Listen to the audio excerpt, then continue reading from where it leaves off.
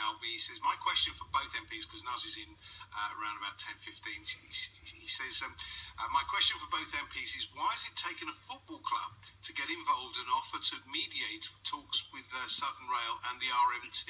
Surely the government should have got involved long ago. Now, he says, I appreciate both MPs have expressed their concern over the issue time and time again, but still nothing has changed. So many people have been affected with this one through lost business, missed time with family over the issue.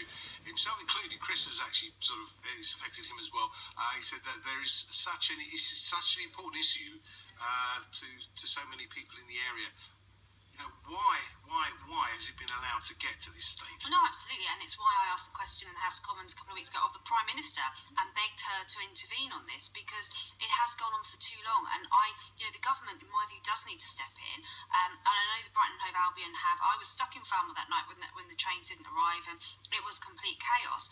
And it's great credit that they've all offered this mediation. I don't know if the unions will take it up, but we will see. But the government should have been stepping in, and I've also campaigned for Southern to have its franchise stripped. The difficulty is when they've been looking for other rail operators, until that dispute is resolved, no one wants to. Well, I was going to say, no one's going to take it on in that state anyway, are they? Because they're going to run into the same problems. Exactly. And that's how why do you deal with this intransigence? Because there's intransigence on both sides.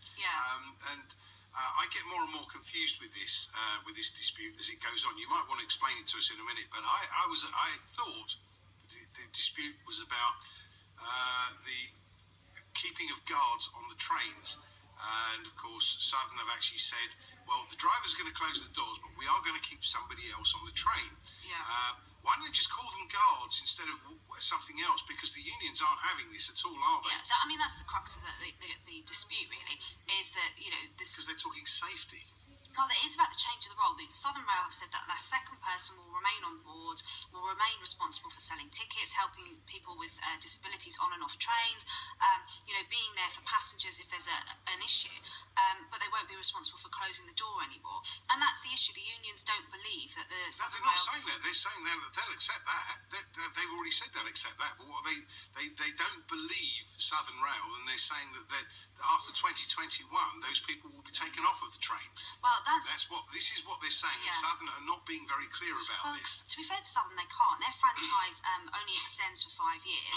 After that, they may not have the franchise, so they can't give those guarantees. But the government has given those guarantees. So why doesn't the government step in? Well, I have begged virtually, at both Chris Grayling's door and the Prime Minister's door to say you need to step in, because this isn't funny. People are losing their jobs, businesses are losing visitors who buy from our local shops. People can't get to Gatwick Airport, they can't get to London for work. People who are in London or Gatwick or Croydon working can't get home of an evening.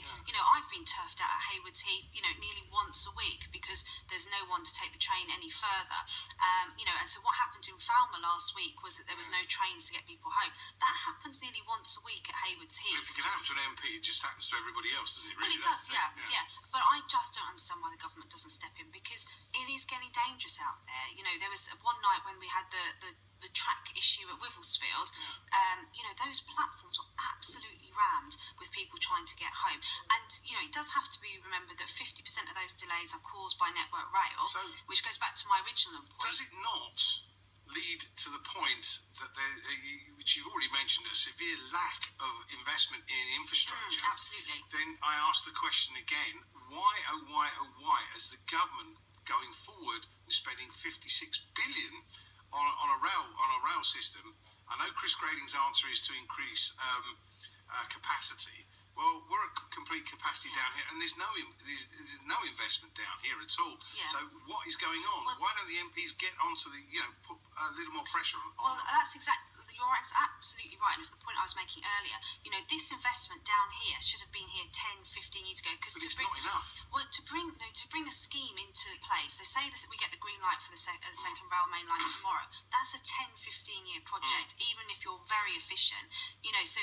This funding for our road and rail networks should have been 10, 15 years ago when there were other MPs in place. They should have bringing those plans to the table, and we'd be seeing them happen now. They weren't, and to me that's a disgrace. But we've got to live with what we've got for now.